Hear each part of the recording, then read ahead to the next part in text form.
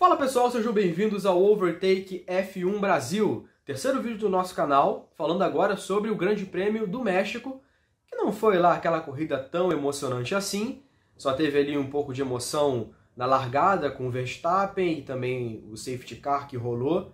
Depois a corrida seguiu numa certa procissão, com exceção de algumas ultrapassagens que tiveram no meião do grid, e por fim o Pérez colocando um pouco de canseira no Hamilton, mas não foi o suficiente. O Hamilton ficou em segundo, o Pérez ficou em terceiro lugar. E antes da gente já entrar de vez nos destaques positivos e negativos, nos sigam nas nossas redes sociais, @OvertakeF1 Brasil em todas elas, Twitter, Facebook, Instagram. E também, se você está chegando pela primeira vez e está conhecendo o nosso trabalho, apoie o nosso projeto. Nos siga aqui no YouTube, seja nosso inscrito, ative o sino de notificações, curte, comente, compartilhe e diga o que vocês acharam da corrida e também quais os destaques positivos para vocês.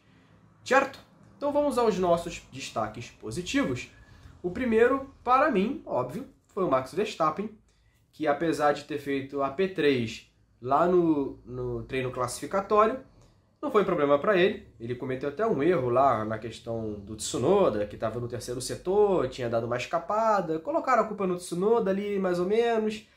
Tudo bem, né? O Tsunoda acabou tirando a concentração, porque são curvas muito difíceis. O terceiro setor daquela pista do México lembra o primeiro setor da pista dos Estados Unidos. Mas ainda assim dava para poder ter feito uma volta melhor. Assim, não vem ao caso falar sobre isso. O que a gente sabe é que o carro da Red Bull perfeitamente alinhado para essa pista, na verdade sempre foi. Tem toda uma questão técnica envolvendo a altitude que favorece a propulsão dos carros da Red Bull. E tem tudo isso explicadinho lá no nosso Instagram, @OvertakeF1 Brasil, e também em outras páginas que vocês quiserem dar uma pesquisada e se aprofundar mais sobre. Talvez no futuro eu consiga trazer alguns vídeos sobre detalhamento técnico da Fórmula 1, mas vamos focar no público que está chegando, que ainda não conhece tanto, para poder ganharmos um pouco mais de bagagem e depois partir para o lado mais técnico, beleza? Então, entrando na questão da corrida, o Verstappen não tomou conhecimento do Hamilton e do Bottas. O Bottas até tentou proteger o Hamilton ficando ali no meião, mas o cara passou por fora da curva, e a primeira curva do México é um pouco difícil, porque tem um ponto de frenagem ali meio complicado, que se você não souber fazer direitinho, você dá uma escapada, e aí o Verstappen assumiu a liderança da corrida, e para não perder mais a liderança, exceto em momentos de pit stop, completamente dominante, carro da Red Bull perfeito. Não tinha como o Hamilton brigar. Todo momento no rádio ele inclusive falava que o Verstappen estava muito mais rápido que ele. Então não tinha jeito. O Verstappen foi completamente doutrinou na corrida. E agora abre 19 pontos no campeonato. Uma baita de uma vantagem. E que a depender do resultado do Brasil e até do Qatar, talvez o Verstappen vá para as duas últimas corridas precisando só administrar sua vantagem para poder ser campeão. Eu falei mais sobre isso lá no nosso podcast. Você que está vendo esse vídeo e ainda não ouviu o nosso podcast, está no Spotify, Overtake Cast de número 21. Lá é uma versão mais completa da corrida e aqui a gente faz uma versão mais resumida dela. Belezinha? Então o Verstappen é o principal destaque positivo. Isso aí não tem muito o que falar, não dá para fugir. Segundo destaque positivo, que é o Sérgio Pérez, que teve o prazer de sentir a torcida comemorar o seu pódio. A gente pode dizer que a P3 do Pérez funciona quase como uma P1. Se pudesse colocar dois vencedores na corrida, eu colocaria que foi Verstappen e Pérez. O Pérez também teve problema no classificatório com relação ao Tsunoda, lá no final do Q3, mas também se aproveitou da situação do Bottas e do Ricardo para ficar na terceira posição durante um bom momento da corrida.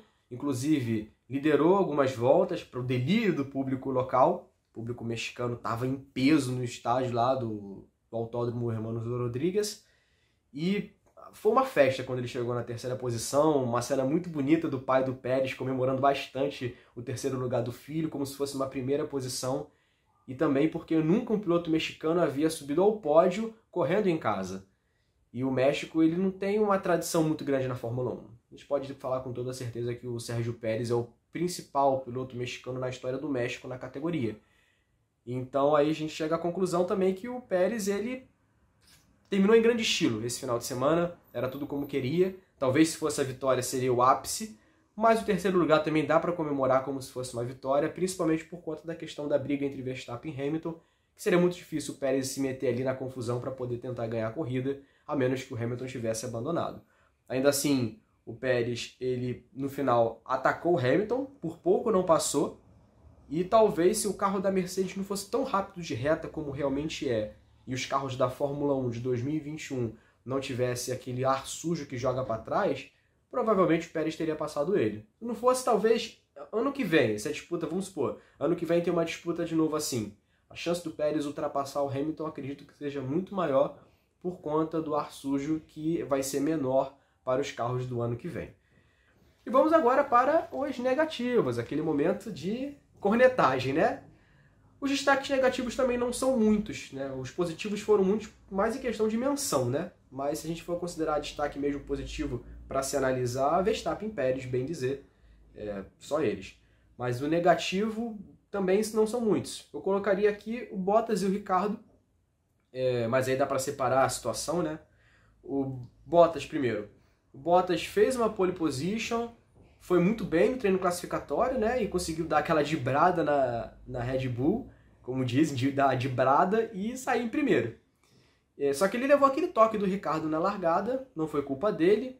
O Ricciardo deu uma emocionada, que é o destaque negativo para o Ricciardo, porque largou à frente do Norris, teoricamente terminaria na frente do seu companheiro de equipe, e deu esse mole, quebrou a asa, foi lá para trás e jogou a corrida fora, que ele poderia muito bem ter terminado numa quarta posição. Numa quarta, numa quinta posição, e ter levado mais pontos para a McLaren, que agora está bem enrolada no Mundial de Construtores, foi ultrapassada pela Ferrari. E o Bottas, voltando para ele, o destaque negativo ficou mais por conta que ele levou a pancada, é claro, isso não foi culpa dele, mas ele não ter feito uma corrida de recuperação. Eu esperava mais dele, esperava que ele fosse pelo menos chegar nos pontos em 9º, em 10º lugar, mas a corrida inteira ficou atrás do próprio Ricciardo e provavelmente vai sonhar com a traseira do carro do Ricciardo. Ele vai sonhar com aquele carro porque ele não conseguiu ultrapassar o Ricciardo em nenhum momento da corrida e parece que desanimou, né? Chutou o balde, até porque também rodou, então ele tinha a chance até de ganhar de certa forma, ou pelo menos subir ao pódio, e não foi o que aconteceu. Foi bem frustrante para o piloto finlandês. Então eu considero um destaque negativo tanto o Bottas quanto o Ricciardo por essa questão. E eu colocaria aqui o Tsunoda, né? O azar que ele teve, coitado, de ter mais o azar do que ele em si, não é ele em si, porque ele largou na 9ª posição, inclusive que retifica o fato que a AlphaTauri estava com um carro realmente melhor. Porque o Tsunoda ele é um piloto, a gente vê uma diferença entre Gasly e Tsunoda, mas ele conseguiu ir para o Q3, sair na 9ª posição, então tinha um carro para poder pontuar, talvez ficar ali mesmo naquela posição, mas conseguir ao menos pontuar. E não foi o que aconteceu, porque na largada ele levou uma panca naquela confusão toda que teve, e o pessoal tentando desviar do Bottas no meio do caminho. O Tsunoda acho que levou uma batida do Ocon ou do Alonso, um desses aí, e acabou tendo que abandonar a corrida, que é uma pena para ele, e talvez até colocaria a AlphaTauri, provavelmente na 5ª posição no Mundial de Construtores. Então eu considero um destaque negativo esse azar que ele teve, essa infelicidade de ter abandonado logo na largada. Então são esses os destaques positivos e negativos, Verstappen e Pérez, e os negativos o Bottas, o Ricciardo e o Tsunoda. A versão completa dessas análises estão lá no nosso OvertakeCast, eu falo mais sobre cada um desses pontos, inclusive tem mais um destaque negativo que eu não coloquei, fica a curiosidade para vocês poderem ouvir e saber quem era esse outro destaque negativo. Mas me diz aí o que vocês acharam da corrida, falam seus destaques positivos e negativos, comentam aqui embaixo e fiquem de olho nas nossas redes sociais aí, porque a gente vai colocar bastante coisa sobre essa semana, que é Grande Prêmio de São Paulo. 19 pontos de diferença entre Max Verstappen e Lewis Hamilton, faltando agora 4 corridas para poder acabar. E aí, quem vocês acham que vai vencer essa corrida? E quem vocês acham que vai ser o campeão mundial de Fórmula 1?